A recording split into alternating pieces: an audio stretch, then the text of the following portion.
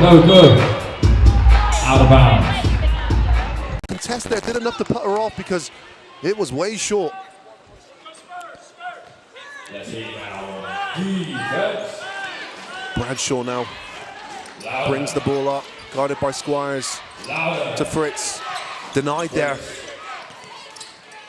Back to Bradshaw. Pass inside. Couple, baseline spin, and gets Ashley Arlen to commit the foul. Yeah, good patience by Koppel. Just a little freeze, and that she's got Arlen's momentum moving in, and then the contact's always going to come. And that's probably, you know as well as anyone, and that moment where you know you're going to commit a foul even though you don't want to. I do. I've been there a few times myself, and Koppel got that experience. 31 years old, been in the WBBL for a few years now. Sevenoaks Suns. Again, that experience pays dividends over the years. She knocks down the free throws.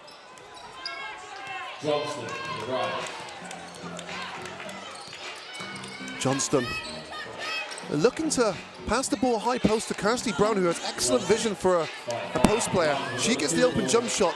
Again, nothing. Comes up empty and rebounded by the Suns. Yeah, Leicester will be happy with that though. Wide open 15-foot for Kirsty Brown. It's a shot she can take, so that was good execution. Well, a lot of jump shots missed at the moment. Fritz can't get that. 15-footer to go. Hannah Robb's going to take the screen here. Nope. Goes right past. Denies the screen. Ashley Arlen inside. Goodness me, almost finished the play. A great attempt there with a shot on target from Ashley Arlen. Where Fritz was falling to the ground and thought, I'm going to drag you down with me. Yeah, and that's the physicality of Arlen inside. It's still nearly that composure to finish, but she's going to get deep in the paint, try and get 2 feet set, and Fritz was really a good foul there, because if she doesn't, it's a wide open layup.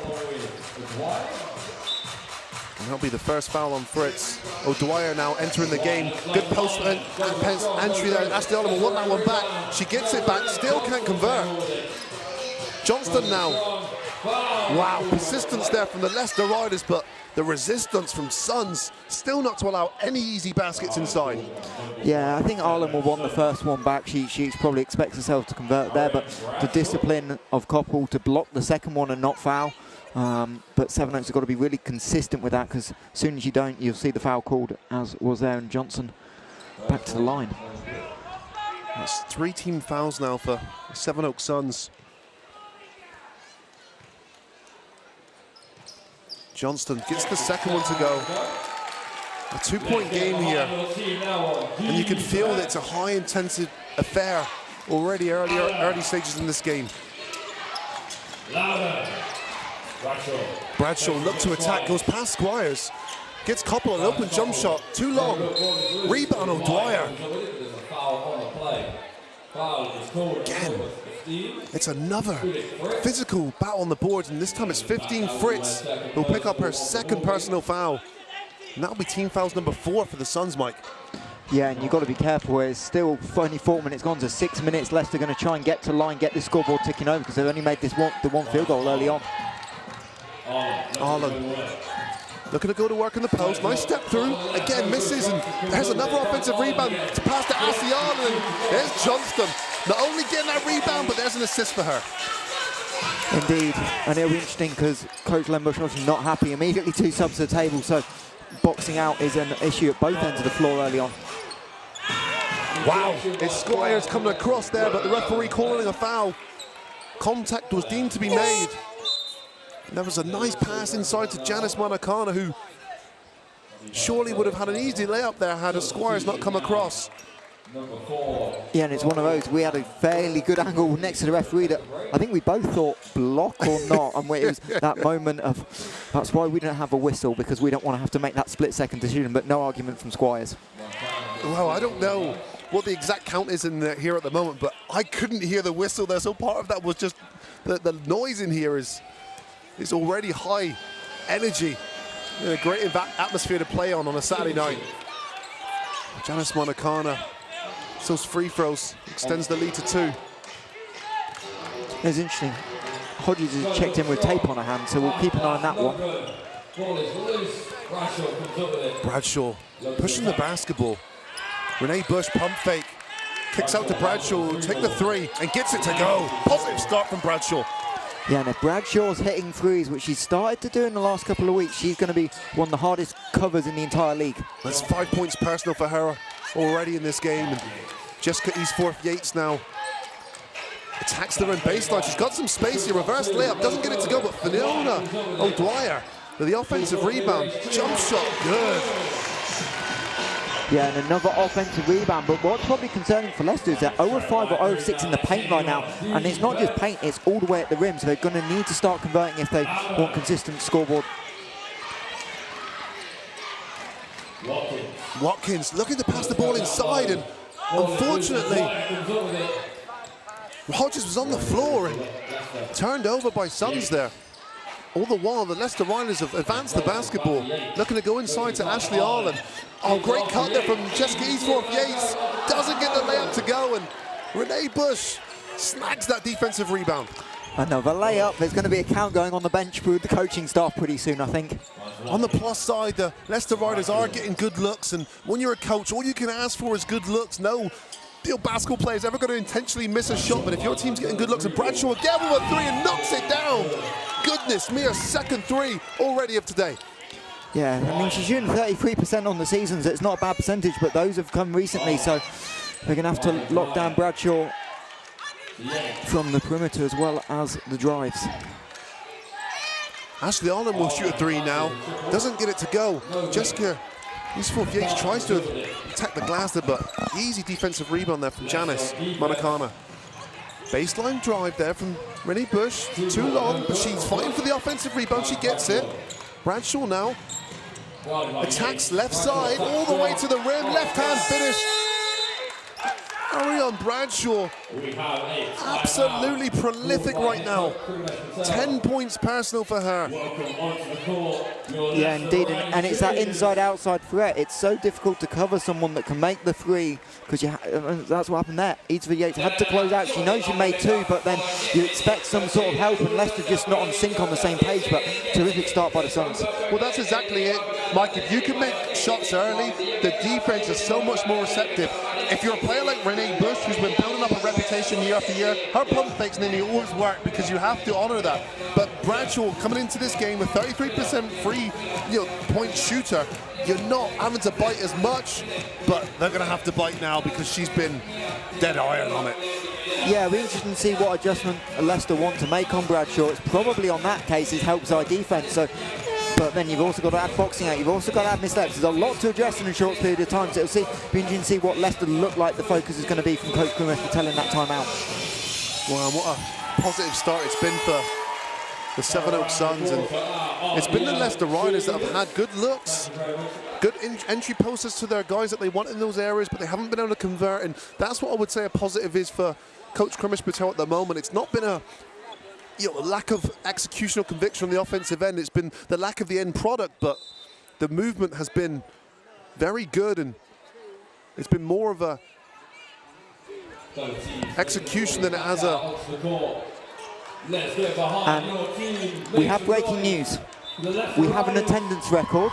It's 1,312. So it's 9, but it is 9. So credit to Russell Levinson and the Riders staff to put this game on, and we do have a record. That's great news, and it feels like it, Mike. The energy in here and the noise in here is certainly high level. Oh, Dwyer now, jump shot. Again, misses everything. It's not the first air ball that the Riders have had so far in this game. Ball inside now. Takes her time, scoops it up, no good. Brittany Hodges off there, and Johnston will look to push the basketball before the Suns defense can get set up, and Jessica Eastforth-Yates, that's the shot they were looking for, and she knocks it down. Yeah, and Jessica Yates taking a bigger role with the departure of Sarson. She had that big game against Oakland's 25, started on Wednesday. So for her to keep that momentum going, important to hit your first shot. And what a day it is for Jessica Eastforth-Yates as well. Happy birthday, Eastforth-Yates, 25 today. Hold on, I didn't know I had the birthday with someone. Mike, your birthday too, Mike. Yeah. Happy birthday. So I'm sure Mia will catch up with Jess after the game and have a joke about that as Emma Fee with the first personal foul. What a pleasure it is to share your birthday with you today, Mike. Birthday cake all around at the Morningside Arena today. Bradshaw. Oh, missed catch there. Gets it up, no good, and she saved the ball. Yes, she does. Kate Richards. Now it's a Bush baseline drive, and Ashley Allen's arms there too long for her to get over. Yeah, and Leicester will be happy with Katie Richards shooting a free. It's something she doesn't do a lot of, but you don't box out, you give up another offensive rebound. That's offensive rebound number 4 for Sevenoaks. And interesting, can they convert with 8 on the shot clock? Oh, almost stolen there by Squires. Brittany Hodges there, left hand. Oh, another rebound. Look at the intensity from both teams. They're fighting for every ball. Yeah, it's got the intensity of a playoff game early on. It has. Jessica Eastforth-Yates, oh goodness me. Looked like it was good. Everything she shoots at the moment, you anticipate it going in, and all the while, fantastic move, Bradshaw. Coast to coast, 12 points personal. But that assist, it won't go down on the stats, but with Millie Watkins with the run, the seal, and that little Gortat screen just to keep Squires away from being able to help. A little bit overstretched there for Arlen. Arlen fakes the pass again, it's a shot off. Not a great shot in the grand scheme of things, and now Suns didn't have numbers, so they'll have to show patience here for a better offense. Screen from Watkins. Bradshaw now attacks straight at Ashley Arlen and gets it to go. Fantastic display here from Bradshaw. Yeah, terrific start, 12 points, but doing it again, attacking the rim in transition where the space was open. Hannah Robb, who's been relatively quiet so far in this game. The Emma Fee, nice looking, composed, face-up jump shot. Yeah, and Emma Fee's probably the player that goes under the radar with Leicester Riders, but she's the reason they got to the cup final. She was outstanding at the back end of Christmas, especially in that win over Essex in the cup semi-final. Wow, big screen there from Hodges, who gets the ball inside. Referee says on the floor, but it would be, well, 4th team foul on number 21. Oh, sorry, Ashley Arlen was that, number 31. So that'll be the 2nd foul on Ashley Arlen, and that's something to be mindful of. Just 19 seconds away from the end of the first quarter. Yeah, it's one of those, you want to say good foul, and then you see it's the 2nd personal foul, and it's like, not as good anymore. Well, the Riders are struggling offensively, and you want your best offensive players to stay in the game. Katie Richards has been excellent energy since she's joined the game. Doesn't quite get it in her realm there, but it's just having that presence there and knowing that every single rebound you try to get, it's going to be a battle. Squires tries to shoot it behind that screen from Kirsty Brown, but again, it's way off, and that's a 4th or 5th air ball now from the Leicester Riders, who have been pushed out of their comfort zone by the defense of the Sevenoaks Suns so far in this game. Yeah, and this is maybe where the disadvantage you're playing here is probably for Leicester now. Clearly there's something just not right. The sight lines, something a little bit wrong, because you don't see a team like this airball normally 1 or 2 shots in a quarter, rare. Now we're up to 4 or 5, so there's something just not quite clicking. But again, if you're going to play a bad quarter bottom, maybe down 7, you're relatively okay with that as a coach going into the first quarter break. You're exactly right, Mike. If you're going to play a bad quarter, make it an early quarter, quarter 1 or quarter 2, because you've got a lot of time to recover. But it's been the troubles that they've had inside. This is the confidence of the more experienced Fiona O'Dwyer. They're knocking down a jump shot. But it's been the Suns. Bradshaw, in particular, 14 points personal as she lines up that 3 ball. She has been an absolute impact. And Jessica Eastforth-Yates here, knocking down that 3 as she enters the game. Yeah, and I think what's interesting is Riders have more points off the bench in the first quarter than with the starters, and that's not something you would expect normally from this Riders team. So it's really that starting 5 that have struggled offensively, and they've been dragged into the game by the bench. Obviously, we saw Eastford-Yates hit the 3. O'Dwyer had the turnaround, Fee had the bucket, so the bench are really chipping in. That's going to be important for Leicester to continue to get that production. Well, the good thing about that early as well, if you bench is contributing. It means that there's potential game there in the starting five that haven't quite made their mark on this game yet. And the starting five too: Hannah Robb, Oleana Squires. These are all players that like the big moment and have been on the big stage, and they haven't quite been able to settle into this game yet. So, from a Leicester Riders perspective, you can't help but feel there's some promising potential there in the offense. Yeah, when your second and third leading scorers scoreless, and not only scoreless, have taken one shot between them, you've got to credit Sevenoaks on the defensive end for taking away threats. As we always know, scouting reports normally done in order priority, and obviously when you're taking away two of the top three, you're challenging other people to score, and that's exactly how the Sevenoaks team want it to be. Well, you've got two very intelligent, experienced coaches going head to head, and you love to just sit back and watch the masterminds go to work. And as you say, Mike, it's been, at the moment, it's Len Bush's adaptation and Fiona O'Dwyer inside. Turnaround jump shot. She's looked like this hasn't phased her one bit. The experience there, Fiona O'Dwyer shining through. Yeah, and again, it's interesting that it maybe not O'Dwyer, but going at Fritz. That seems to be a game plan. She had those two personal fouls, get the ball straight in the post and see, because Fritz doesn't want to pick up a third early in the second quarter. Bradshaw here now. Inside to Hodges, who goes right, high off the glass. That's a strong finish. Yeah, and Hodges been a huge impact since she came back from that ACL surgery that forced her to miss last year. She was going to be on this Suns roster and had to sit the whole year and the first part of this year, so she's definitely been a big addition in this 7-game win streak. Johnston now getting some space there coming off that screen, doesn't get it to go. Again, another fight for the boards. But referee says it's a foul on Emma Fee. Yeah, just a little reaching on the rebound. Good boxing out by the Suns. In fact, both teams have done a better job since that early timeout of trying to seal their own defensive glass up. Emma Fee's personal foul number 2. Couple will look to face up. Renee Bush there, trying to get open, hounded by Hannah Robb. Shot short by Koppel. Good defensive stance there from Leicester Riders, and Johnston comes to the ball, almost stolen. Passes the ball inside to Kirsty Brown, and that's a great block there from behind from Hodges, who's been impactful inside.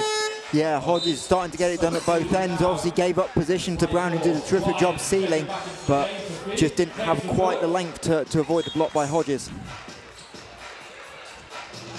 Fiona O'Dwyer.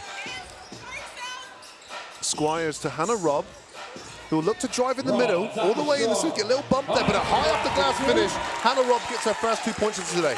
Yeah, and that's really impressive, is that body control, just to make sure you've got the contact to give yourself the separation to avoid any risk of the block, and then the composure to finish as well. Hodges going to her again, gets to that trusted right hand, and she finishes again, starting to heat up inside. Squires. Handoff there, no. Fake of the handoff, back up top to Hannah Robb, who drives right, goes right at Bradshaw. Nothing from the referee. Hannah Robb pleading to the refs for the foul, but it's going to be an end-line ball here. 7 seconds left on the shot clock. Ball into O'Dwyer. Aliana Squires, shot clock 2. Puts it up, no good. And it's rebounded Bradshaw, strong rebound. Renee Bush, pass early inside to Hodges, who will face up, goes right at Kirsty Brown. This time Kirsty Brown replays the favour and blocks that out of bounds. Anything you can do, I can do as well, but right now Hodges is winning this matchup against Kirsty Brown, so Brown's really going to have to step up and make some defensive plays and slow Hodges down. 15 seconds here on the shot clock for the Suns to look to increase this lead. Renee Bush hasn't got an open look yet, passes outside. Fritz, right-hand dribble to Koppel. Shot clock winding down. Shot clock winding down. Koppel's going to have to shoot it here. Off the mark. And it's Squires to the ball first, and she'll look to push it. Great pass. Fiona O'Dwyer just couldn't quite clasp it in. Oh, yeah. We've all been there, those moments where I can't quite get there. It's one of those, but it'll go down as a turnover. It's equivalent of a missed layup as well, because of the type of look it would have got Leicester. Oh, Koppel couldn't regain that catch either, and A careless turnover for the Suns now. Who's put grease on the basketball? Inside to Kirsty Brown. It goes right at Hodge. Hodges does enough though, and ricochets out of bounds. It will stay with the Leicester Riders. 8 seconds left on the shot clock. Substitute for the Suns here, and Janice Monacana will re-enter the game. And they'll give Koppel a rest, who's been heavily involved in the offense. They've been looking to pass the ball to her a lot at the top for her to then distribute to her teammates.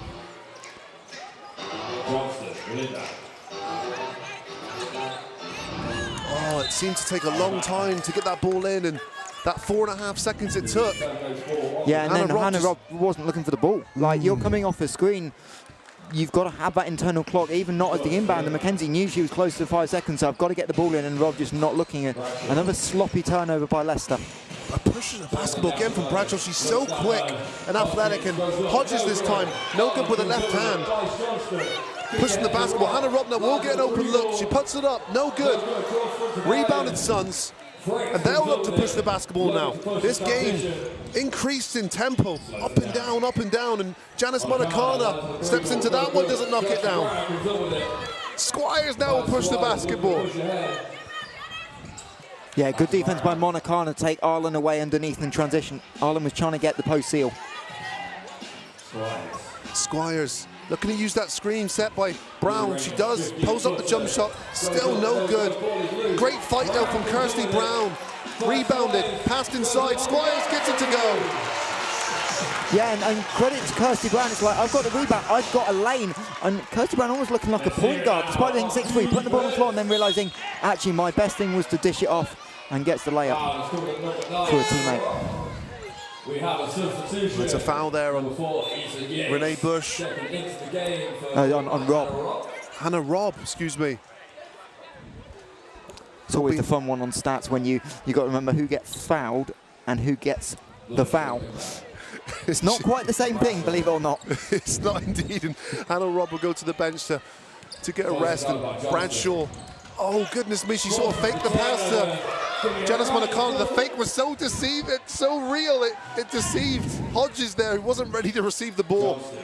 Yeah, and this game's just got a little bit scrappy, and there's no flow, so I think both teams will just want to take a bit of a deep breath and just try and get into their sets and execute in half court. Well, the score just 6-4 in the second quarter.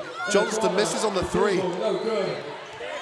Riders just cannot get anything to go consistently for the 3. 2 for 8 at the moment. Gets ahead past Hodges. Back to Bradshaw. It's Bradshaw there. We'll use the screen from Janice Monacana. Gets into the heart of the defense there. Passes out to Fritz. Shoots a 3 short. Kirsty Brown with the rebound. Kicks ahead to Johnston. Johnston, excellent vision there from the guard, and Arlen there gets the finish. It's on for contact and one. Yeah, and finally Leicester get a clean look in transition. They've been trying to push, but not really had any much success. And with that, Coach Lembush going to use that timeout and no doubt recap a couple of those things with Leicester trying to get the ball into the bigs early, and that's kind of been this theme in the second quarter. And now it's starting to pay off for them. Well, Mackenzie Johnston won't get as much credit because her teammates haven't been finishing the plays, but she's done a stellar job of that so far today. Pushing the basketball, as you say, Mike, and then that beautiful lead pass whereby the post player doesn't have to do too much because the pass leads you into the basket. Excellent example of that there, and Ashley Arlen there finishes with a chance for her to finish a 3-point play. Yeah, and again, good patience by Arlen. She'll be pleased to see her layup go through. She's struggled to get going, but for Sevenoaks, it's the looks have started to dry up a little bit. So now we'll be talking about trying to clean up that offense for me and just trying to find what do we want, who do we want the ball to go to, because Leicester's taken away the post. It's now you need to try and get Bradshaw back in the game offensively because she's been quiet in the second quarter. She has, and Coach Len Bush now, it's his turn to settle the ship. He doesn't quite like how this game, the momentum's swinging, so he's took time here to reconvene with his team, get back to the original plan, and we'll see who fares best. Yeah, it looks like Vanessa Accra is going to come in and make her son's debut. Obviously announced this morning, or this afternoon, obviously beat the deadline on Tuesday. But obviously Sevenoaks kept that as a little surprise, little gamesmanship by announcing the signing 3 hours before the game. But Vanessa Accra, with that WBB experience with the Mystics, where she started the season, obviously moved back to London for work and now getting onto the court. Well, our team, Manchester Mystics, had a difficult start. Ashley Arlen knocks down that free throw, 2-point game. Manchester Mystics have had their troubles this year, but they pick up their first win of the WBBL season today at home against the Nottingham Wildcats. And it's Accra now in a Suns jersey. Be her first activity here. Oh, a good help there from Ashley Arlen, who steals the basketball. Riders have got numbers. Jessica Eastforth Yates, easy layup. And we're all square, 24-24. There's a steal. Only on the Squires. Yeah, just careless on the inbound. Bradshaw wasn't ready for it. Squires read it, jumped in the passing lane. Wow, the energy levels now for the Riders seem to have grasped momentum now with this game. Can they capitalize on this possession? Inside to Arlen, who faces up, jump shot long. Rennie Bush now with a rebound.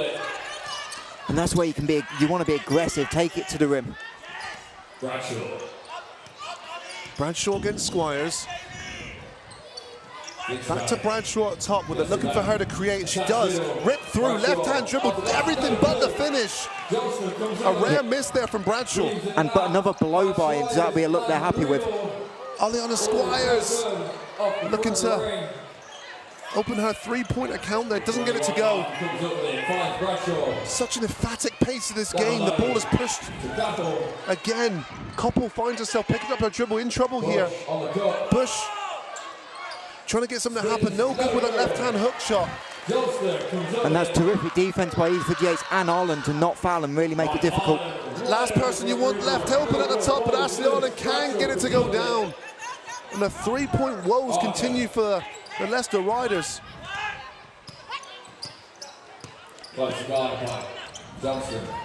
Bush attacks. Koppel's been getting that open shot all evening. Hasn't quite been able to knock it down. And Johnston now, by herself, she's going to need numbers. She's found Squires, who has an open jump shot, short. Yeah, this is a really odd game. Like, there's just no rhythm. Both teams seem off. I can't put a finger on it. But neither coach happy either. No, and sometimes when you get those games when the intensity is so high on the defensive end, it can skewer the offense because you're expending so much money, energy, time, and psychological energy. Passed inside, Monacana will regroup it, and a rare miss from Monacana inside. You don't see her miss too many of those. Renee Bush now gets a three, doesn't get it to go, in and out. Does anyone want to score this evening? Well, when that ball rolled out, even the puzzled look on Rennie Bush's face would suggest that she thought that was good. Who's adjusted the rim since last night? Because there was no scoring issue last night. Wow, and Ashley Arlen, excuse me. Great pass down low again, catch, and she doesn't quite get the finish this time because Monacana. They're talking unsportsmanlike here because there was a wind-up by Monacana that hit to the head, so there was a potential, was it too excessive? But referee's happy, it's common foul.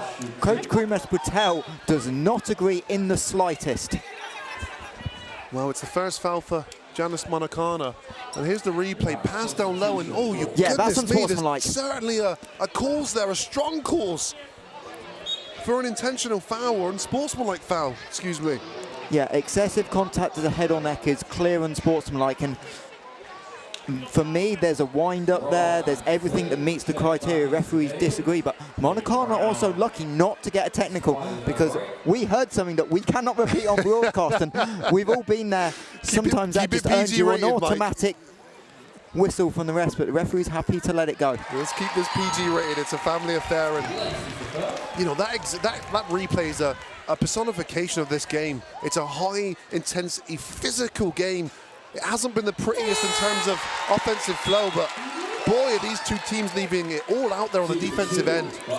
Yeah, I mean, and you obviously do a lot of BBL. It reminds me of the Caledonia-London game. Oh, goodness me. It was the same thing, scrappy, both teams playing hard, but just couldn't get looks to go for various reasons, and it's got that emphasis on it as riders come out in a press. Bradshaw surveying her options. Cox will drive baseline, crowded out. A little bit over excessive there, and Emma Fee doesn't know what she's quite done there, but it's a push. And that'll be another foul for Emma Fee, and she'll be the first player to pick up her 3rd personal. And Coach Krimish Patel's looking to make a sub. Kirsty Brown will have to finish the remaining 1 minute and 48 seconds of this half. It's a timeout now, called by Sevenoaks Suns. They'll want to talk this one through. Yeah, and it's suddenly, we said this game's crappy. I hadn't looked at the quarter score. Suns have just 4 points. Yes. And it's like, they're not terrible looks. The last 2-3 minutes they've missed a couple of layups, they've missed a Renee wide open 3, and then they've just had a couple that just rolled out the hand, and now it's a good chance with this timeout. You know you're going to lose it in 2 minutes. Let's get to the coach's board, let's draw something up to get a nice steady look.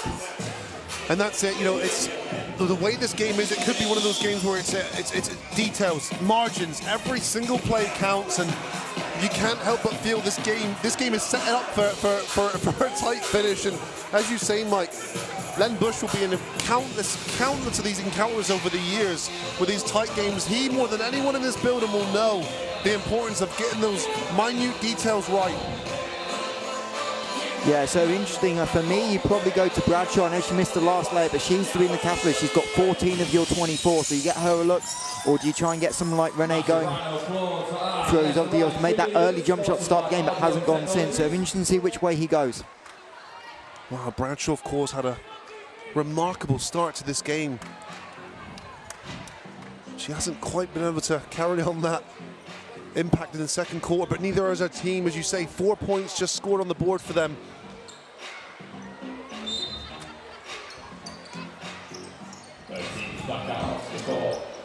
Yeah, you've got to find Accra there. She got wide open off the slip, and that's one. I know you've drawn something up, but you've got to be able to read what the defense gives you. Bradshaw again penetrating, but nothing there. Cox this time drives left. She's stopped by Hannah Robb. 3 seconds left in the shot clock. 2, 1. Bradshaw puts it up, doesn't get it to go. And Johnston will happily let that one sail out of bounds. And that's it. The missing Accra is the biggest part of that play on the layup. You don't have to worry about trying to create late shot if you find the slip that would have got you a layup.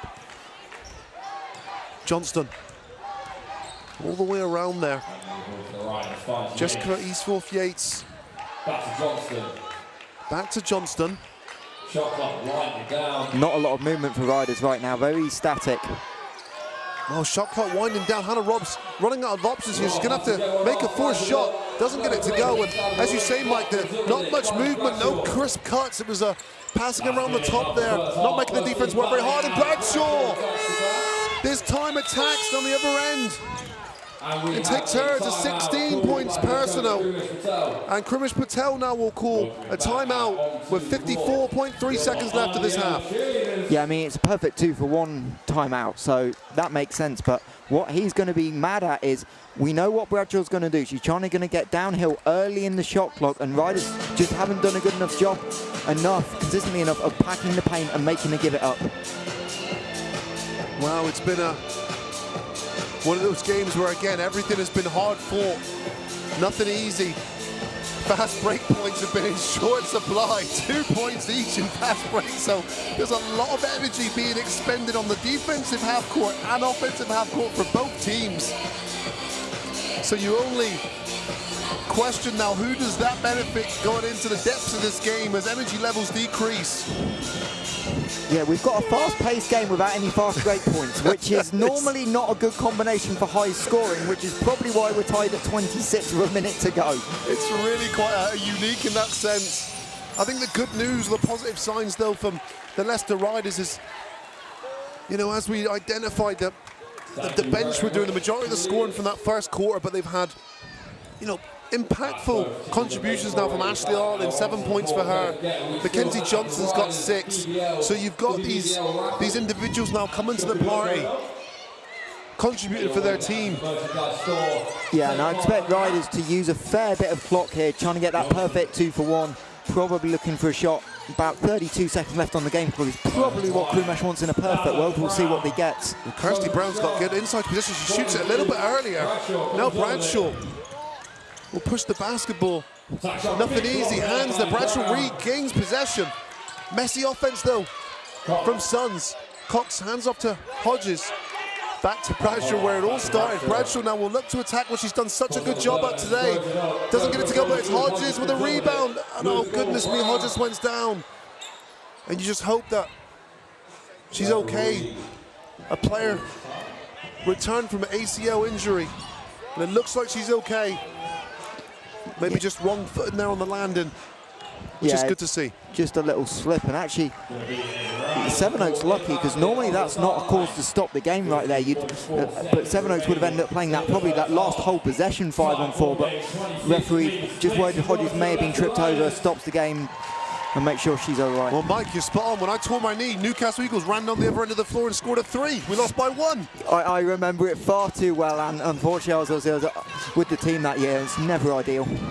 Closing plays here, end of the half. Fiona O'Dwyer will scoop it up, no good, and that's it. Nothing separating these two teams at the half-time. 26-26. Wow, I'm exhausted watching. Close encounter. Your thoughts, Mike? Yeah, this is a really, really unique opportunity for both teams, and neither team's got on the flow. And I think someone will be looking at who can actually stamp their authority on this game and get into their rhythm, because both teams are a little bit disjointed. Well, when you look at the contributions from the Sevenoaks Suns, most of the damage here has been done by their point guard Bradshaw, who has been absolutely unstoppable at times. 16 points personal, 8 rebounds, and an assist to go with that. She has been absolutely relentless when attacking the rim. And the concerning signs for the sustainability of the Sevenoaks Suns is that no one else is contributing or anywhere close to in double digits. The second leading scorer is Brittany Hodges on 4 points. And now we'll be going to Mike for a courtside interview. Well, Mackenzie, obviously a really difficult first half, low scoring. What are your initial thoughts going into locker room? Yeah, we came out a little slow there in the first quarter, but we really picked up our defense. We held them to minimal points in that second quarter, so we just have to keep that up. And then offensively, we need to have more movement and get more shots up. And you talked about that movement and that slow start initially. A little bit of nerves with a record crowd? Yeah, definitely. We're not used to crowds like this. But it's been good so far, getting used to the arena. We're slowly making our way. And obviously defensively, you said, picked up. What's going to be the key in this second half to come out with the win? We have to come out with the energy, and we have to be the aggressors. At the beginning of that game, we were definitely trying to avoid that contact, but we need to start going into the contact. The refs are letting us play physical, so we have to match that. Well, Mackenzie, best of luck second half. We'll let you go get your halftime instructions. Thank you very much. Wow. Mackenzie Johnston, a solid half she's had as well. 6 points, 4 rebounds, and has been leading the offense for the Leicester Riders. Fiona O'Dwyer here. And it's the contributions from the Leicester Riders across the board. Ashley Arlen leading all scorers for the Leicester Riders with 7 points.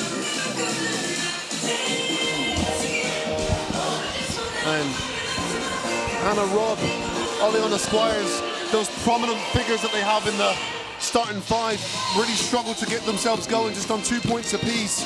Kirsty Brown with 0 points, 0 for 5. So finding those high percentage shots in and around the rim, it's been difficult for the Leicester Riders so far today. Yeah, and I'm sure both teams want to make those adjustments. But as Mackenzie alluded to, it's that nerves from the crowd, and we see what's going on in front of us as well. It's all about promoting the sport, and both teams will want to keep it competitive, and this is a great advert for the women's game. Well, that's a valid point you pick on there. You know, whether jump shots are full or not, there's one thing I can say with certainty: this is a competitive game. It's been incredibly, intense, and the competitive nature from both teams is they're ticking the boxes in both of those categories. It's just now finding the composure now to finish the plays on the offensive end. Yeah, and this is where both coaches earn their money. It's trying to settle the teams down and just try and digest that first half, because we kind of alluded to it.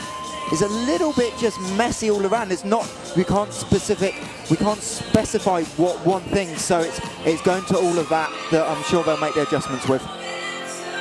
Well, while the players take a break, here on Women's International, Jay.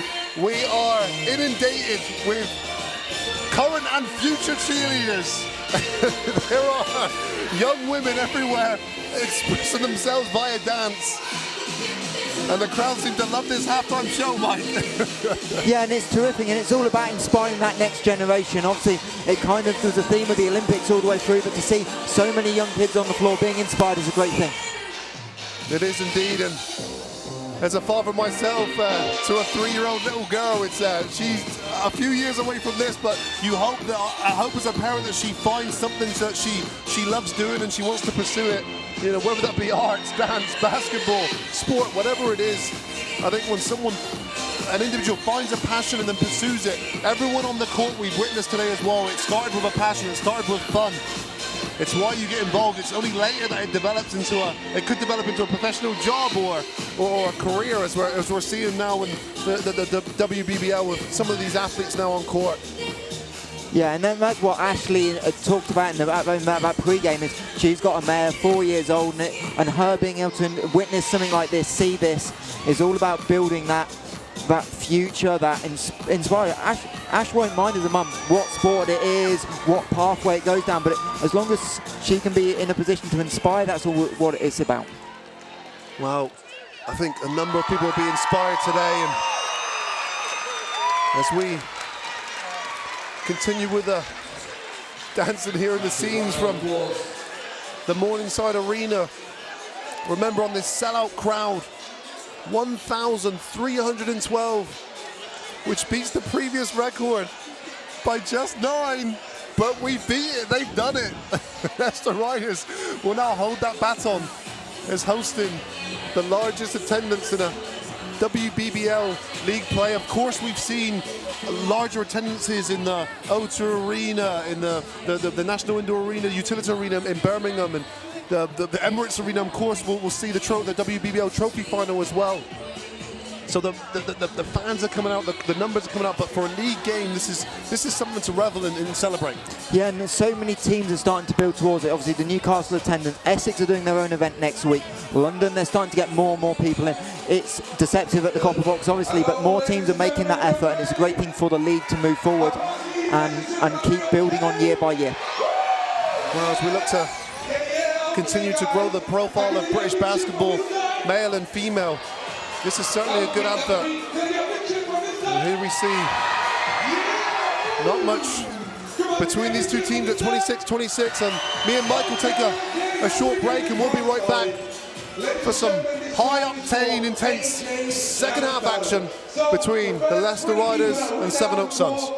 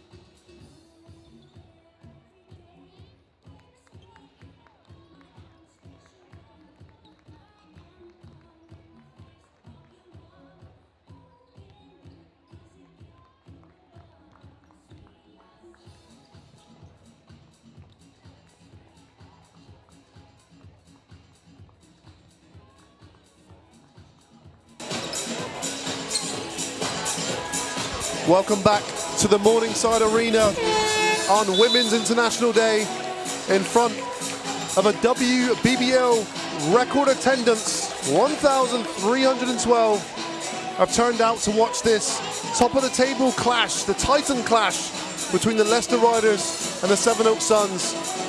And what a clash it's been.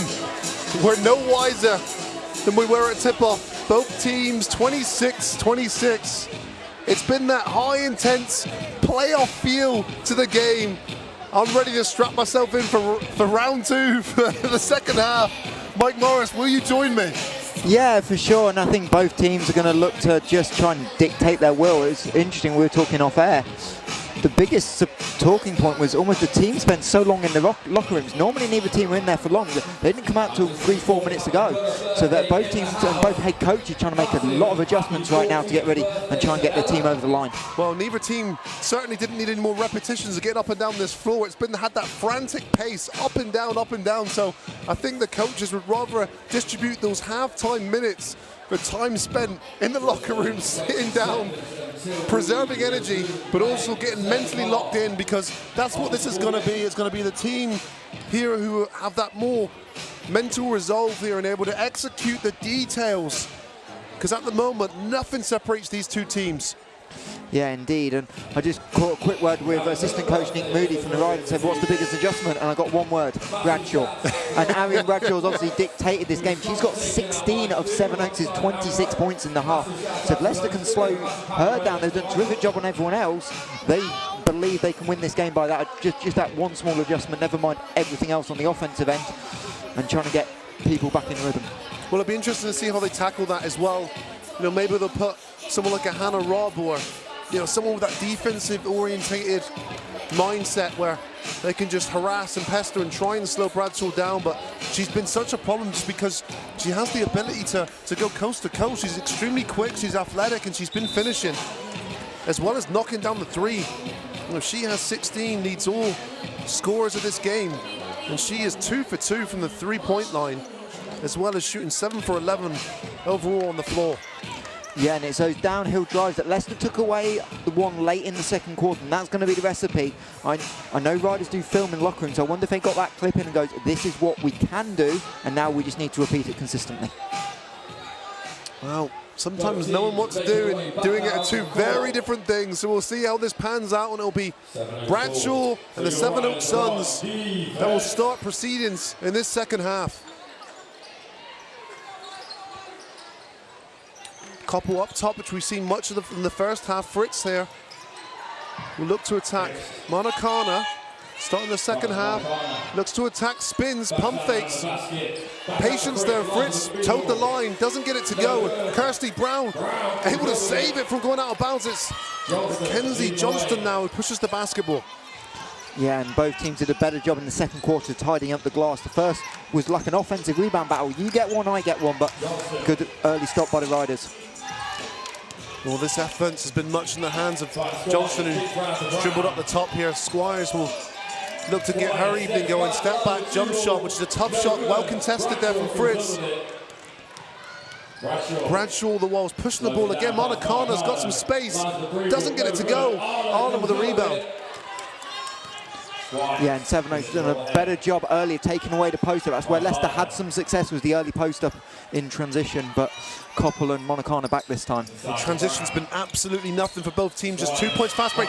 Janice Monacana, great hands there. She's got numbers, but she'll go alone. Fouled there by Squires, and excellent play there from Monacana, who looks to be in some discomfort. Yeah, and that was, hopefully Monacana's all right. She's still got her hands on her head, but now getting helped up, so it looks like Janice will be able to continue. But yeah, just another sloppy turnover. That's kind of that theme in the second quarter, was just little mistakes creeping in both ends. Monacana able to capitalise, and she'll get to the line for the second time this afternoon. Well, Janice Monacana has been such a servant to not only the British game, but also the Sevenoaks Suns. A British player who went over to the States, played for Toledo University, also featured in Team GB over the years.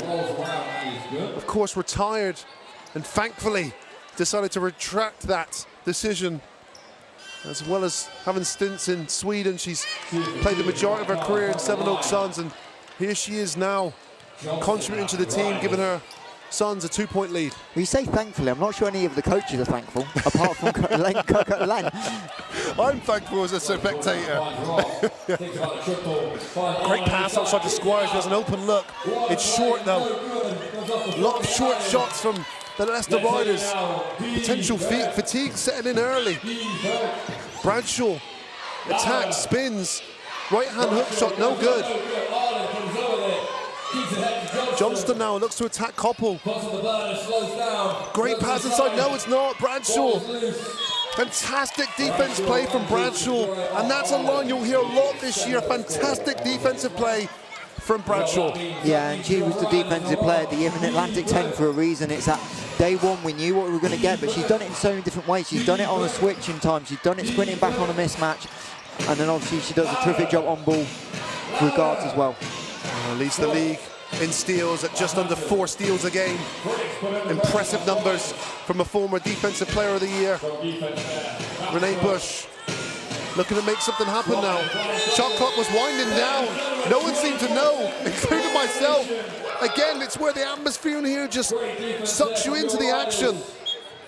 Yeah, and Oleana Squires has come off. Looks like she's in a little bit of discomfort or something, so hopefully she's all right. Head coach Krimis Patel just talking to her on the sideline. And she heads off to the end of the bench. Jess Edford Yates back in, so hopefully Squires okay, but there could well be something lingering there because obviously she didn't start on Wednesday. So we'll hopefully try and get an update on that. And sometimes as well, it's so hard. I'm speaking from experience, you know, a player not being able to perform at the level you want to, and the frustrations there. You can tell pouring out of Squires, and all the while we've got some physical play here. The referee's deliberating. Yeah, it ended up Koppel being on Arlen. The Sevenoaks bench asking for a push-off, but both one thing you know from Arlen and Koppel is they're going to be physical. And now the referee said that one just crossing the line a little too much. Oh, Bradshaw almost stole that. Again, she's always anticipating that steal. Kirsty Brown will shoot the 3 now. No good. And it's Arlen battling against Koppel again underneath, but it's Koppel who wins out. Yeah, and Kirsty Brown definitely not often she shoots a 3, only 7 on the season. But again, it's probably testament to the Suns' defense. That's kind of the open shot you have to take because nothing else was developing for the Riders. There was nothing else there, and again, a good defensive half-court set from the Suns, preventing any easy shots. Hannah Robb there. Bush spins up. Bradshaw blows the layup, no good. And it's a good contest, and the Leicester Riders now will try to advance the ball, but again, it's nothing easy. Arlen shoots the 3, gets it to go, nothing but net. Yeah, wow. But it's the mismatch. You've got a guard in Bradshaw, got you, and Arlen decides to pop to the 3-point line instead and use her length to shoot over Bradshaw instead. So interesting tactic, but worked for the Riders. Janice Monacana this time attacking the rim, and that's her experience. Just getting something to go, and Kirsty Brown feels aggrieved there. She felt like she blocked the shot, but referee deemed too much contact, and it'll be the first foul on Kirsty Brown. Yeah, and it was one of those again that you get the ball, but you're in the process you're likely to get a bit of the arm, and referee said just a little bit too much. But scoring offense still continues. Monacana, normally pretty reliable from the line, doesn't get the first to go. Well, she leads the league in free throw percentage, 88%. Misses 2, a very rare occasion there, we'll see. Ladies and gentlemen, clip that one up. And again, just goes back to the how the intensity of this game is just knocking everyone off keel. Ashley Arlen drives right hard, no good. Johnston picks up the ball though, pump fake. Shot clock winding down, Eastforth Yates gets it to rattle in, off the contact too. Big shot from Eastforth Yates. Yeah, and back-to-back threes, and now the crowd's starting to get into it. There's not been a lot to kind of interact with. There's always those points of the big moments, and now the crowd is starting to draw, and that's what Leicester want with this record attendance. Wow, it's a big shot there from Eastforth Yates. She had 25 points in that victory against the Oakland Wolves in overtime. Kicks it out. Monacana with a three, doesn't get it to go. Ashley Arlen now with a rebound. Yeah, now Sevenoaks low-key struggling from three as well. They're now 2 of 9 all of a sudden. Wow. Rare pass off the mark there from Mackenzie Johnston. She's usually so reliable when she gets into those danger areas of the defense. The ball too high there for Ashley Arlen to regroup in. Monacana dribbles baseline. That's great recognition there. She saw that Kirsty Brown wasn't set in her defensive position and attacked straight away. Second foul now for Kirsty Brown. Yeah, and the Leicester big starting to just accumulate fouls. Arlen on 2, Fee on 3, Brown on 2. And that's something Leicester are going to have to be really careful of because they don't really go to that lineup with someone like Squires or Hannah Robb at the 4 at all. Couple handoff from Rennie Bush, who most prolific three-point shooter in the league, and she hasn't had any looks, just 0 for 1. Koppel will get the shot this time, doesn't get it to go. Riders with a rebound. Johnston will come and collect the ball. You hear barking from Coach Patel. Shot instructions on court. There's something he likes in the matchup. I think it's Edward Yates on Fritz. Eastbourne Yates has found a gap. She's stuck in between the screen from Ashley Arlen, and she gets it to go. Eastbourne Yates, what an impact she's had. And it's the birthday girl who's coming up big, and it's an offensive foul on Koppel against Arlen. And the largest lead of this evening for the Riders. 7 points with another defensive stop. It's a timeout called by Len Bush.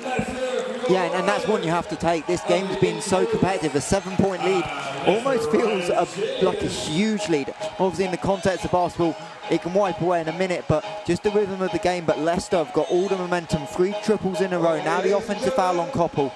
And Leicester have really just started to be patient, and you saw that. Coach Patel knew what he wanted. He called the set, and the players just took a breath, make sure they knew what they were in, and then that resulted in the look for the 3. Mike, you called it early.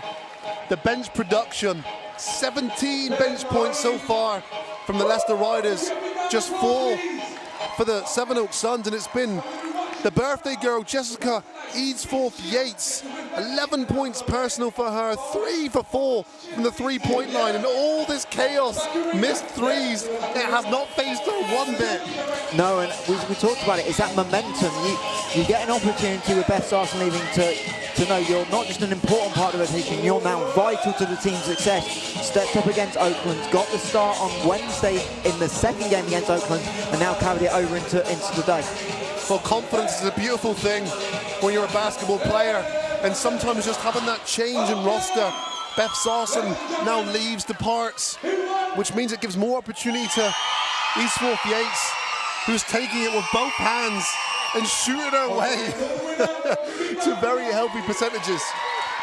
Indeed, and obviously Beth Sarson and Oakland Wolves travel to London Lions tomorrow, which is probably not what you want the day after the game after playing Leicester Riders. It's kind of a gauntlet. You play Leicester, then you get London on the schedule, so that'll be a tough ask tomorrow. But it's been a big weekend of WBBL basketball, and obviously we've got a late game as well, Newcastle Caledonia, and a little Northern Derby as well. So it's been a really good week of basketball coming out the international break for the guys with London Leicester last night. Well, and we've got a fantastic game here today. Hands there from Bradshaw, tenacious defense. Gets a steal and shows us all why she's leading the league in steals per game. Yeah, it's hard to say. It feels almost unfair to say no one from Sevenoaks is here except Bradshaw, but it kind of feels that way. Janice Monacana up the top for the 3, no good. And Eastforth Yates just couldn't quite grab in that rebound. And the Sevenoaks Suns will get an opportunity here with 14 seconds on the shot clock to have another bite of the cherry.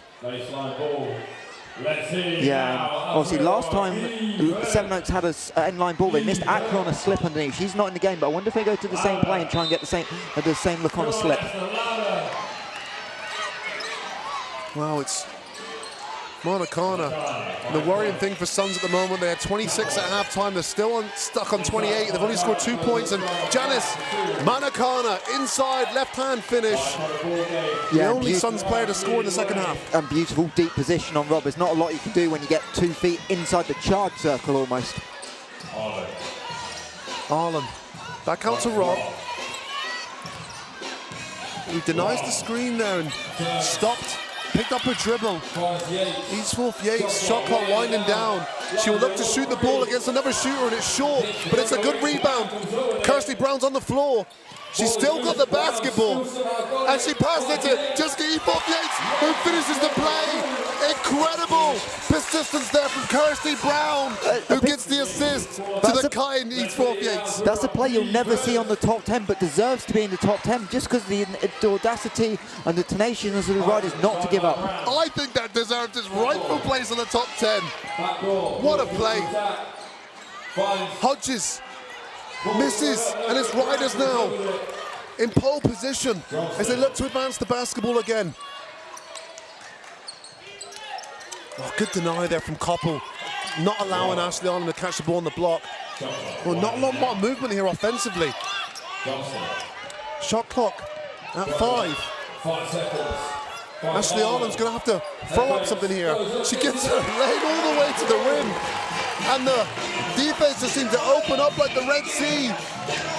But again, that's because of Ireland's 3-point threat. They kind of had to run at her and get off the line, and then late in the shot clock, the defense isn't quite set, and that rotation breaks down on the weak side. Well, the Suns are going to have to figure out a way here because it's been all Riders in this third quarter.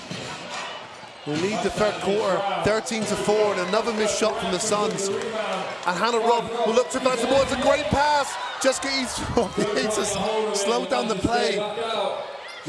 Johnston finds Hannah Robb, who's going to be patient here. It's a disciplined decision from the Riders. Didn't force it inside to Arlen. Blocked by Hodges. A great defensive play there. And Bradshaw's fouled by Hannah Robb. But that was the patience of Eastford Yates. She knew she was too far under the rim. The only thing she's going to do is at the bottom of the backboard. It feels odd in the moment, but actually it's patience, get the look, and then Riders actually missed a wide open, but also another terrific foul by Hannah Robb there. They knew they had one to give, and to take it and stop Bradshaw on transition is a really smart play. That's exactly it. Good foul, and that's the last thing you want is Ariane Bradshaw charging down you when your defense not set, because she has been so impactful so far in this game. Scoreless in the second half after her 16 points poor in the first half. But again, we're 8 minutes into the quarter and Sevenoaks have 4 points. Right, Renee Bush finally with an open look, and finally she delivers. She doesn't need much time or space, and it's almost automatic, isn't it, from Renee Bush? Yeah, it's unfortunate. Mackenzie Johnson just slipped on the floor, but it's the one person you don't want to leave open is Renee, and that's a much needed basket for Sevenoaks. They want to try and get this as close as they can going into the fourth. Johnston, back to Arlen, who they'd want to put the ball in the hands of Ashley Arlen as much as possible, who's been very creative. I think maybe too creative there, and credit to Koppel, who has been excellent. You can see the bench's appreciation there for the Suns. A big roar from the corner, just trying to will their team on, and that's a good defensive set there from Koppel and the Suns. Yeah, and Arlen looks frustrated, and rightly so. Like, she just didn't have help from her teammates. Like, she's dribbling, trying to beat someone without good spacing, but no off-ball movement either. Well, and she's done what she's built to do. Ashley Arlen, 12 points, 8 rebounds. Those are all-star numbers so far in this game. Renee Bush, find Bradshaw, who hasn't missed from out there. Shoots the 3, rolls in and out, but it's Hodges with an offensive rebound. Goes back up and is fouled. Whoa, no, excuse me, it's not a foul. It's a jump ball. Or held ball with only one person having possession? Let's have a look. Wow. Oh, there. Squires, okay, I see. I mean, probably it's the wrong call, but you can see why he had the back angle to try and make it. But these things happen, it's basketball. Referees aren't going to be perfect, players aren't going to be perfect, we know that, and Sevenoaks will play through it as Hayley Miller checks in for the first time for Sevenoaks. Yeah, it'll be a frustrating trip for the Suns there, but great play by Oleana Squires to tie up Hodges there. Emma Fee back into the game, pass down low, too far away for Kirsty Brown to recoup in, and that's a turnover. Interesting that Sevenoaks are starting to consistently go under on the Riders' guards in the ball screen actions. It's interesting if Leicester try and adjust to that and try and get it in the hand of a shooter, and just, if they go under again, just pull up from the downtown. Inside to Hodges, she's going to go right at Kirsty Brown, and that's a beautiful left-hand dribble, spin back over that left shoulder and finish with the right. Yeah, and Hodges versus Brown's been a really physical matchup. Hodges got the slight edge on Brown, but again, Leicester will be okay with that. That's a difficult shot to make. Wow. Shot clock and game clock all level. Oleana Squires goes straight to the rim, and that's a great move. Oleana Squires, we know how creative she is. She had an incredible performance in the WBBL Cup final. 23 points for her over her team's 45. That just exemplifies her impact on that game. Today it's been a bit of a slower course for her, but that's a great move there from her. No options offensively. She created for herself and earns herself a trip to the free throw line. Yeah, and it feels like Leicester haven't been there a lot. And I've just looked and say only attempts 6 and 7, but for the level of physicality of this game being, it's kind of off kilter, but these are the ones that are going to matter down the stretch in any close game, is making free throws, and Squires able to go 2 of 2. Well, 2 for 2 can do your confidence the world of good as well when you haven't been that involved offensively. And they'll take her to 4 points. And a full court press here for the Leicester Riders with 8 seconds left for the Suns to try and muster up an offense before the end of this third quarter. And Bradshaw will get to the rim. No good. Hodges looking to crash. And that'll be it. The end of the third quarter. And it's the Leicester Riders. Yeah, Bradshaw's looking for a foul. She's still having a conversation with the referee over there about, she thought she got hit on the arm as she took it in, doesn't understand it. But now getting the explanation, a little nod of the head. Well, it's no call, and it means that the Leicester Riders will leave that third quarter with a 6-point lead. And what a third quarter it was for them, 15-8. Defensively, they brought the same level of intensity as they did from the first half, and the Suns really struggled to find any form of consistent offensive flow. Yeah, as we try and avoid the ducks here on the commentary table that are flying in. 9s in the third quarter, so a little bit better than the second, but it was 5 points late in the quarter. They had 4 with 2 minutes to go, so that's the momentum they'll be trying to look at. The Renee 3, the layup by Hodges over Brown. That's the things you're happy with, and now you've got to build on, because you're probably going to score 16, 20 points minimum going into the fourth quarter, because trailing by 6, you know Leicester are probably going to score 10 or 12, so you need to find 16, 18 points of offense. And to be honest, right now, I don't think either of us see where that would come from. Well, they were able to go through Ariane Bradshaw so much in that first half. What do you think they need to do there to get her more involved in the points production in the second half? I think it's push the tempo. That's where if you can force turnovers and get Bradshaw with space in transition, that's where she's at her best, is going early. Leicester have done a better job of looking after the ball, or the turnovers that have been there have been dead ball, and that's so critical. So if you can get some live ball turnovers and go, that'll be big for Sevenoaks, just to get those easy points. Well, when you talk about turnovers, this is a Sevenoaks Suns team that doesn't turn the ball over very much, just 13 a game, but the Leicester Riders have had the more troubles of looking after the basketball. 17 turnovers a game for them. Today has been a different story, 9 turnovers so far, so they've done a relatively good job of looking after the basketball and not allowing Sevenoaks Suns to get any easy points in transition. As we say, transition, fast break points has still been short supply.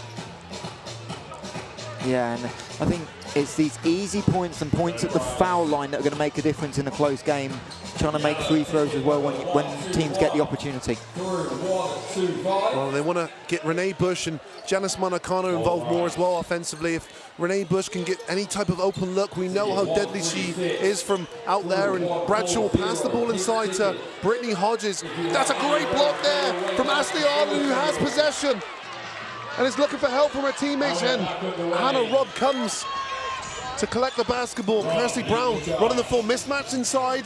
Kirsty Brown being guarded by Bradshaw. They can't quite get the ball inside to her. Aliana Squires will then attack. Left-hand scoop shot, no good. But it's Brown with the rebound and gets it to go. Great work from Kirsty Brown. And it's so funny, boss, you don't go to the matchup. Actually, you get the matchup off the offensive rebound. You get the mismatch, and that's where Brown's able to capitalise. And immediately, Julia Koppel to the table. Aliana Squires on the floor there. Hannah Robb gets the ball, but Bush still has it. Great battle between the red and the white jerseys. Renee Bush never gave up on the play. Possession will switch back to Leicester Riders, but what a fight. And that block by Arlen. We nearly had a court invasion. The Loughborough Riders D1 teams just made it in. They're on the road to Thames Valley, and I think two or three of them jumped down 2 rows. They were that excited with the Arlen block. Aliana Squires will look to survey her options here as the Leicester Riders will look to extend their lead. 8 points so far. Hand off, and that's a hard screen there. Offensive foul. Number 9, Hannah Robb. Both players on the floor, and that's Hannah Robb's 3rd foul. Hannah Robb says, what was that? What it was a handoff, and then ended up being an accidental screen, but because she'd just gone into the handoff, she wasn't set, and kind of a blindside almost play because Bradshaw was trying to follow and Robb just in the wrong place, and yeah, your feet are moving, unfortunately, Hannah, so it's a good call by the referees. Wow, there was certainly contact there as you see bodies ricochet onto the floor. Hodges is setting a screen here for Fritz, who passes the ball up top to Renee Bush, just being ran off the three-point line. Yeah, and Hannah Robb, so tenacious defensively. She, again, always someone that slides under the radar, but her ability to execute the small details is why she's in the GB squad time and time again. Well, GB, of course, qualifying for their latest international competition. And a shot clock violation again from the Suns, where again the noise in here is so deafening. There's no communication there from the bench. The second occasion now, third occasion it's happened for the Suns. But that's one of those occasions you should know on the inbound there's 6 on the shot clock. So the bench aren't really, sometimes it's bench turnovers, I always call them as a coach, that you're not calling out the clock, but the players should know the clock in that situation. But Riders took everything away to their credit. Kirsty Brown, hands off to Squires. She's going to look to shoot it. Shot clock running on. It's a good pass inside to Arlen. That's a beautiful pass and finish there. Squires to Arlen. Lovely reverse layup. And in the clutch, who you look to, your big players, Ashley Arlen really stepping up at both ends of the floor, and she's trying to will this Riders team to another league win. Well, reach in there, and Hannah Robbins came up with the ball after Arlen's deflection. Squires has ran the floor, and it's Bradshaw with a steal, who's outlet to Fritz, who attacks the rim. Nice finish from Fritz.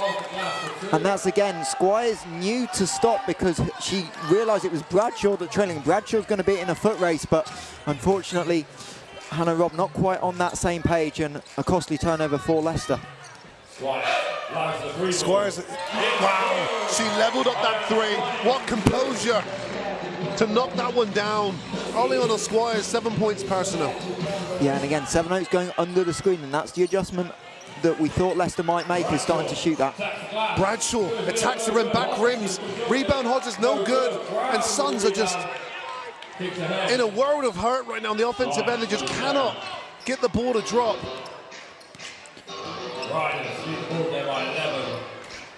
Went under the screen again, and Squires could have put up another 3.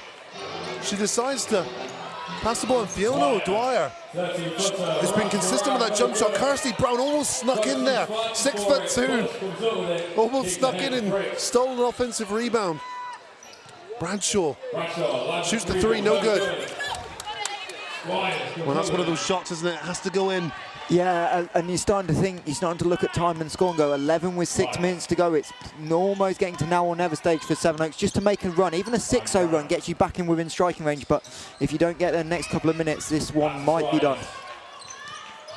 Oh, Squires with a crossover. Finds a way to the lane. Beautiful play. Oleana Squires taking over this 4th quarter. Some big plays from her as she gets the Suns to call a timeout. Ladies and gentlemen, Yeah, and again, that was a really lovely handle by Squires. Just a little hesitation in and out, and got Bradshaw just to bite a tiny little bit, and then got to the rim. And now it's Squires. We talked about Ireland making plays. Now it's Leicester's second leading scoring. Squires with 5 quick points, and this game is starting to run away for Sevenoaks, and they'll be no doubt looking at the offensive end is where the changes need to be made. It's 17 points in the last 24 minutes for Len Bush and Sevenoaks. Credit to Aliana Squires as you saw that three. Renee Bush, of course, deadly from out there, and Aliana Squires in that last play. Oh, excuse me, that was the one before. She missed that shot, and Kirsty Brown has been really active on the grass. And a great look inside. It's Aliana Squires who's been involved in a lot of the action here on the offensive end. And this was the play where Bradshaw stole the ball and Fritz with the finish in transition. Did I just see Ashley Arlen take a left-handed layup? You did. Put that in the record collection, everyone. It's a finish there. Squires with a three, and credit to Aliana Squires as well. We visually saw her frustration, and that's just fantastic resolve and mental toughness from her. The rookie out of Colorado, went to Montana State, who's poured on some big points in the fourth quarter, now earns herself a well-earned break. And it'll be the Suns now trying to figure out a unit here to consistently put points on the board, because they have been lacking in the fourth quarter. And good, great switch by Fee and O'Dwyer there. Janice Monacano will look to go at Fee. Oh, great cut. And Fritz has been fantastic movement without the basketball. A nice finish. Yeah, beautiful reverse layup, but again, late in the shot clock, that Riders just switched on for half a second, but Suns able to capitalise, and that's what we're going to have to do in the last 5 minutes. Ashley Arlen off the screen. Jessica Yates, the smallest player on the court, gets the open shot for Fiona O'Dwyer, who knocks it down. Yeah, and more points off the bench. O'Dwyer been a little bit quiet, but now has great defence on Monacana, forces her nowhere to go. And the Leicester depth today has definitely been a big difference between the two sides. It has, and you identified that really early in this game, the first quarter. The Leicester Riders bench showed their intent and put their mark on this game early, and it's been the bench that's carried them through with the support of your stars such as Arlen, Squires, Johnston.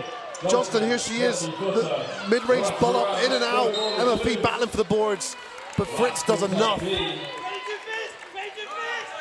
It'll be end-line ball, Suns. 4 minutes 57 to go. And what's really interesting right now is Renee Bush not in the game for Sevenoaks. If you need offense, Renee's normally that person, one of the people they want to go to, but she's struggled so much. She's currently Renee replaced Bush by Watkins. Sorry. Leads the league in minutes per game as well. So again, just adds to the curiosity, and it wasn't long before when she's being checked back in this game. Indeed, almost like I knew it was coming, and it definitely didn't. We just immediately both looked right, and then here comes Rennie into the game. There's a third personal foul on, I think, Arlen. Apologies, I missed that one with all the activity there coming from the bench. Screen there from Koppel, and it's Fiona O'Dwyer will get called here, and she doesn't quite like the referee's decision, but you know, Ant, as well as anyone, if you set a great screen and get run into, you want to be rewarded for that, because there's no other way normally you get credited for setting great screens. Well, I would have to agree with that statement you just made, Mike, but very close on the borderline there. We're getting technical, but Suns will look to try and make something happen. It's Bradshaw, who Watkins will turn down the three, step into that one, but it didn't look convincing. As soon as she shot the basketball, she chased it down. That doesn't look like a confidence jump shot for me. No, as soon as you leave it, you have that moment go, uh-oh, and then just try and chase after it. But yeah, just unfortunately so short, ran out bounds for Watkins. It's Forth Yates, who's had a great game. Busy hands there from Bradshaw, who's looking to chase it down from Johnston. Both bodies collide. And should stay with the Riders here. Last off Bradshaw, but look at this. Both players chasing the ball down. And that's been the summary of this game, that everyone has played hard. Bodies just hit the deck time and time again. Yeah, it has had that feel. I'm kind of surprised Coach Patel isn't burning a timeout. You've got 6 seconds on the shot clock. You've got one to use with 4:09 left, all 3 in your pocket. And instead trying to set something up, we'll see what they've got drawn up. 4 seconds left on the shot clock. Good defensive set there from Suns, and Janice Monacono looked to push the ball, but she's by herself. She's got no help there. She turns the ball over. Great resistance there from Ireland and O'Dwyer. And despite Watkins' efforts, it'll stay with the Leicester Riders. And a great shift from Fiona O'Dwyer, and again, her experience has really come in clutch. Someone who's played in the WBBL previously, as well as Spain, Greece, Iceland, Italy. She's been unfazed by this big occasion. As Johnson just avoids the 8-second violation, realised the shot clock was at 16 and just sprinted over before it ticked to that magic 15 number. Ashley Ireland open again for 3. Doesn't get it to go, but that's a good look for Ireland. Suns escape, dodge a bullet there. Yeah, but you need points. You need points in a hurry if you're Sevenoaks. Now you're down 14 with 3.5 to go, so time is definitely not on your side. Koppel looking to attack. Emma Fee, the resistance there. Koppel short on the layup. Emma Fee, great defensive set there. Yates in the corner for the 3, will let it go. Doesn't get it to go. It's foul caught on Emma Fee. And I think coach will be okay with that. Emma Fee's been so physical, high energy, so physical. And she leaves the court with a smile, knowing that the coach doesn't want to take any chances with 3:09 left to go and her on 4 fouls. Yeah, and again, another good look, but that's where with experience you probably bring it out and use some shot clock and a little bit of a hurried shot. But for Leicester, they've got to be careful. 4th team fouls. Any more Sevenoaks get to line. That's the one thing. If you're down in these situations, you want to get to line while the clock is stopped and score. Well, time's not on their side. They need a run and they need one quickly. And Renee Bush casually dribbling the ball over now. She looked to push. She gets open 3, but that's a great contest there from Johnston. I think she got a block on it. Who knew what she was looking to do.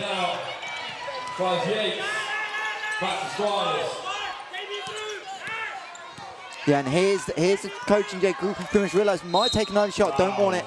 Just get them into a set, slow it down and use the clock because it's your friend right now, and he is going to use his use it or lose it timeout with 2:45 left. There's the reach there from Bradshaw. Easy enough one for the referee to call. And it'll be a timeout. And an opportunity for the Riders to ensure that they've got a strong defensive structure in place while the Suns need something borderline of a miracle here now to cut this gap. And 2:44 left, still time. You know, we've seen stranger things in basketball, but they're going to need something big. And what month are we in, Anthony Rowe? If things are going to go mad, it's March. Time and time again, we see crazy things happen, and this wouldn't be crazy on a normal day, but I think the difference is that Sevenoaks have just not been able to consistently score all afternoon long. 6 points in the second quarter, 9 points in the third, and with 2:45 to go, they're stuck at that magic 4 number once again. Yeah, they've dried up, haven't they, in areas, and it started so promising, as you say, 20 points in that first quarter. But since then, haven't been able to score double digits in any of the quarters. And stuck on 4 at the moment, so it's been a real slog for them offensively. Credit to the defensive intensity from the Leicester Riders.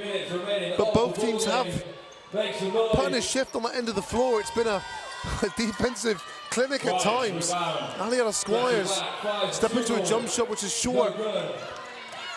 Bradshaw now will look to push the basketball. Renee Bush ran off the 3-point line. Good pass inside, excellent sharing of the basketball. Hodges can't get it to go because Kirsty Brown has contested heavily. Numbers here, Johnston passes it to Ireland, left-hand layup, no good. And Aliana Squires again comes up with a huge play in grabbing that offensive rebound. but the play was made at the defensive end. Ashley Arlen running Renee Bush off the three-point line. Not an easy cover at all. Not once but twice, and then the block by Brown as Easford Yates hits the floor yet again. Johnston double teamed here for a second. Someone was open. Arlen there goes left again, and he's fouled just with a dying seconds on the shot clock. And Coach Bush will be frustrated that his team couldn't hold on for a second more. And you can see arms tangled there. Ashley Arlen gets right in between the two white jerseys. Yeah, it's a definite foul, and it's before the clock. You can just see it lighting up at the end of the play. So referees called it perfectly, and Arlen, the Riders captain, able to get to the line where she remains perfect on the night. Ashley Arlen takes her to 15 points personal. The February WBBL Player of the Month. Coming up clutch. Coming up big, 16 points, which equals her season average of 16 points, 8 rebounds a game. She's been big for them again in the big moments.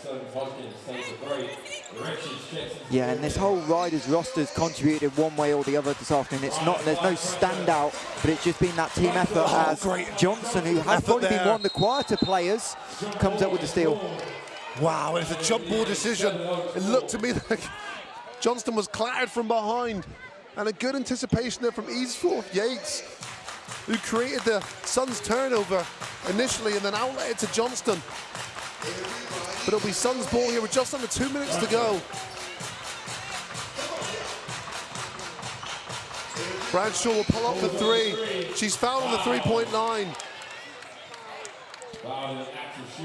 And you need some fortune, and no better to have the clock stop, and you have the opportunity to close the gap by 3 more points. Indeed, and it's ill discipline. We know the referees are trying to protect shooters and give them landing room, so just sliding under, trying to be a little bit over aggressive, and an easy call as Bradshaw doesn't quite make the first, and they're the ones, again, kind of summarises Sevenoaks' day. They've had some looks at times, but for various reasons, just not quite gone in.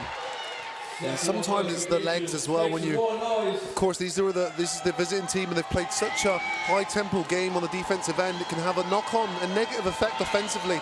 And you see jump shots short, and just 1 for 3 there for Bradshaw on that occasion.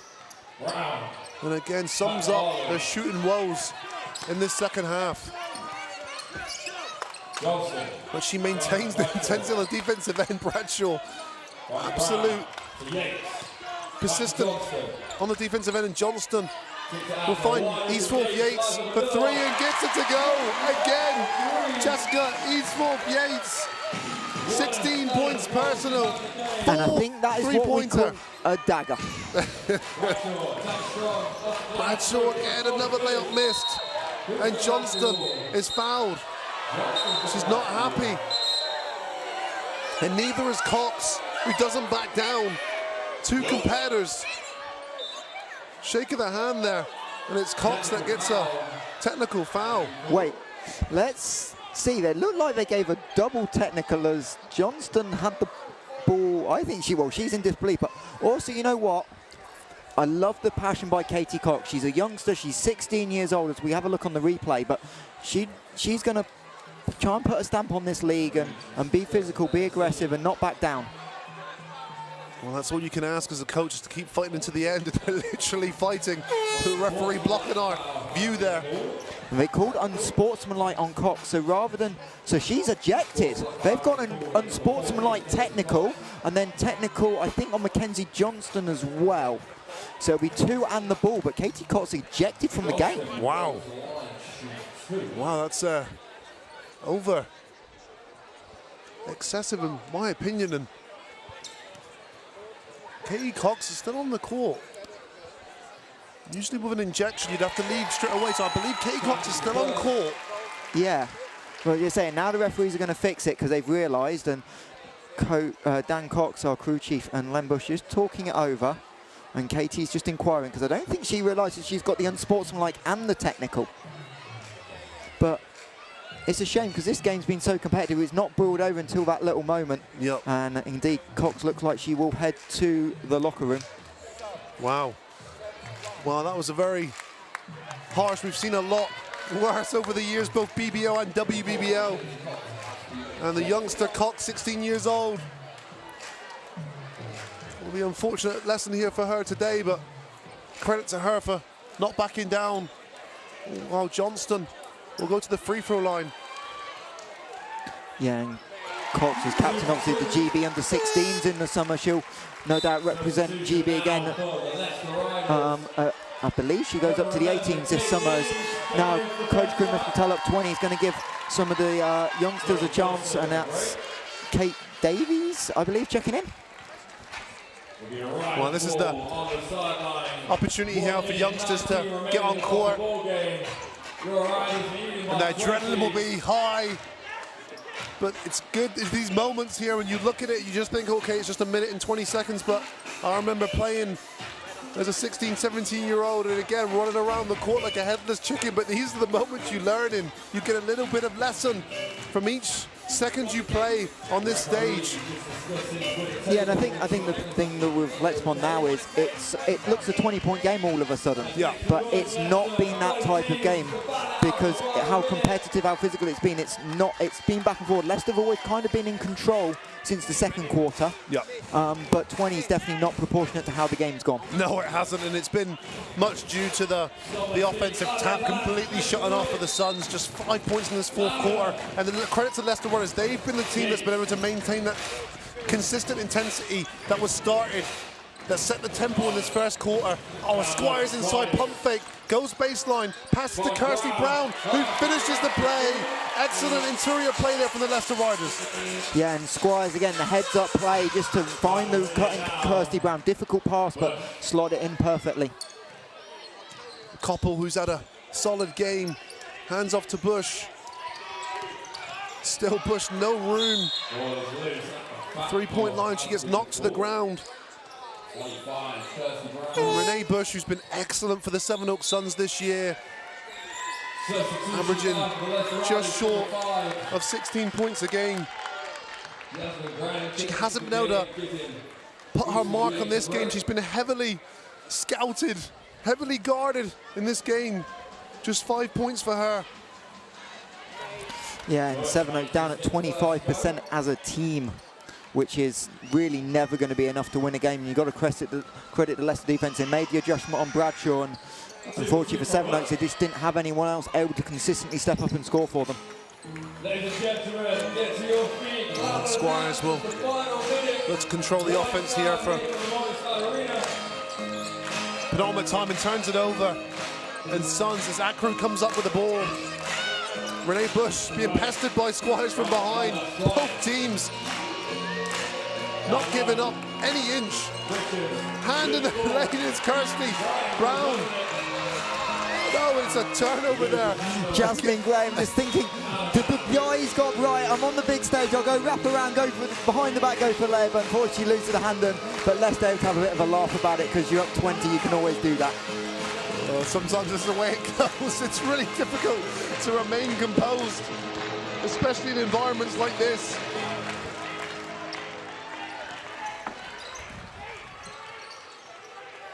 Koppel, Accra will shoot a three.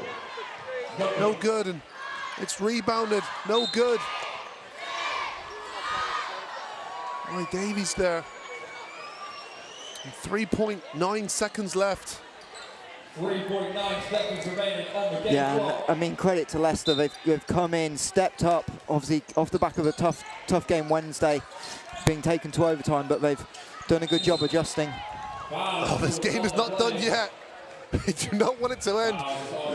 A couple on the cut there, look for a reverse layup, but's fouled. And she'll go to the free throw line for two. And Kirsty Brown picks up her fourth foul. Yeah, a little bit too late for the Suns, unfortunately. But again, there'll be positives to take from this if you coach Len Bush. Like, defensively, you've done a pretty good job on the key Leicester players. Obviously, Arlen got going for a little bit, but you kept Squires to single figures, Rob to single figures, Johnson to single figures. Oh, but you look at that and suddenly you go Mackenzie Johnson 6'5'6". And there we have it. Squires will just let time run out. The Leicester Riders have beaten the Sevenoaks Suns 62-44 in front of a packed out Morningside Arena. The attendance record has been set. The win has been logged for the Leicester Riders. And what a performance it's been. An excellent display from the Riders this evening. A great job defensively from both teams, but it's been the Leicester Riders. They were able to contain that consistency. Eastforth Yates were an impressive contribution off the bench. And it's the Leicester Riders that were able to come up big in that second half. The Suns were just frustrated in that final quarter, 21-9. They just couldn't get anything going, Mike. No, a difficult afternoon, but for Leicester, it's a big step forward in this league. With London losing to Caledonia a couple of weeks ago, this league, they're tied at 1, so this is potentially setting up for a title decider in April at the Copper Box, because with tied records, head-to-head's obviously not important at all. So Leicester will need to keep this going for a couple of months, another month more or so, but they're definitely in title contention. Well, good news for the Sevenoaks Suns, though. They've got a new roster, and they're looking to incorporate players in. There was positive displays there from their point guard, and they've got a unit now that they can look to build for the future. Ariane Bradshaw certainly showed us her star-studded caliber. 16 points in the first half. And it's Len Bush's team that will leave the Morningside Arena with an 18-point loss. But the scoreline didn't truly reflect the game. It was so close. It was a game of margins. Jessica Eastforth Yates there on the inside. And it's been a game full of energy, and Ashley Arlen there just before the buzzer there. And Renee Bush, very rare open three-point look. Whatever she did get it, she knocked it down, but just wasn't enough open looks for her today. And Kirsty Brown's energy and persistence on the boards was huge for her team. Beautiful reverse layup here from Ashley Arlen, the star who's led the way. Fritz in the fast break. But it's Mike courtside for the interview to get the insight. Thanks, Anne. And now with Jess. Jess, obviously, birthday as well, but a big win against Sevenoaks. One step closer to being league champions, potentially. Yeah, no, we did a really good job. We struggled in the first half just to find our groove. I mean, you know, this is a new court for us, and it's expectations. So we enjoyed the moment, and we pushed through right at the end, which was good. And obviously, Beth Sarson leaving gave you a bigger opportunity. You took it against Oakland a couple of weeks ago, got the start on Wednesday. How's your confidence feeling at the moment? I mean, shout out to Beth. I love her a lot, so I'm happy she's doing well at Oakland. But yeah, no, we have multiple scorers on this team, so it's about who shows up on the day. And you know Kenzie's going to find the hot hand, so. And for you, what was working? Because you got 16 points, but the defense on the team effort as well. Oh, massively. Like I said, we wouldn't have won that game if it wasn't for those little steals at the end and pushing through in the last two quarters. And obviously, 25th birthday, big plans tonight? 24, Mikey. 24, Mikey.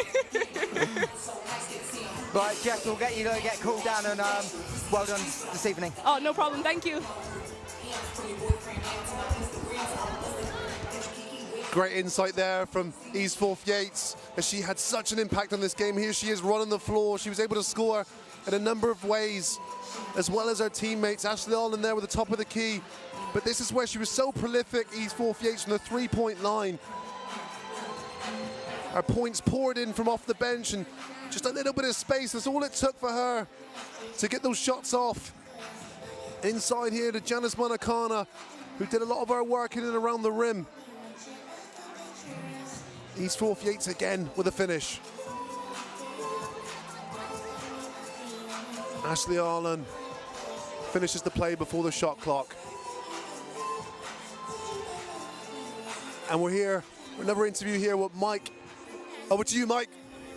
Krumesh, obviously first quarter a little bit slow, little bit of a nerves from today, no doubt, and the WBBL record crowd, but you must be delighted how the team responded in the final three quarters. Yeah, they were great after half-time. We did a great job investing into the defensive end, as you saw. Scrappy game, not nice for everyone to see, but offensively we were struggling a lot in the first half. But great job in the second half to find different solutions to make it score. And let's be honest, it wasn't a clean game, but sometimes you have to win the scrappy ones against a good team, and they made it difficult. There's a reason they're undefeated in 8. And obviously, the highlight really, the defensive end held them to 44 points. Only Bradshaw having a big first half. He made the adjustment as well. What was the key for that defense? The team is buying into what we do. We know when we're not playing good on offense, we have to dig deeper on defense. And you could sense that. Without having to say anything, we were bad on offense the first half, but they just dig deeper and deeper on our defensive end and gave us a good chance to be in the game. And then at halftime, we talked about some things. We showed about trying to be better against the physicality. And then, you know, great from Jessica in the third quarter to make some shots to get us rolling. And then obviously your big players stepped up in the fourth. They had quiet games offensively.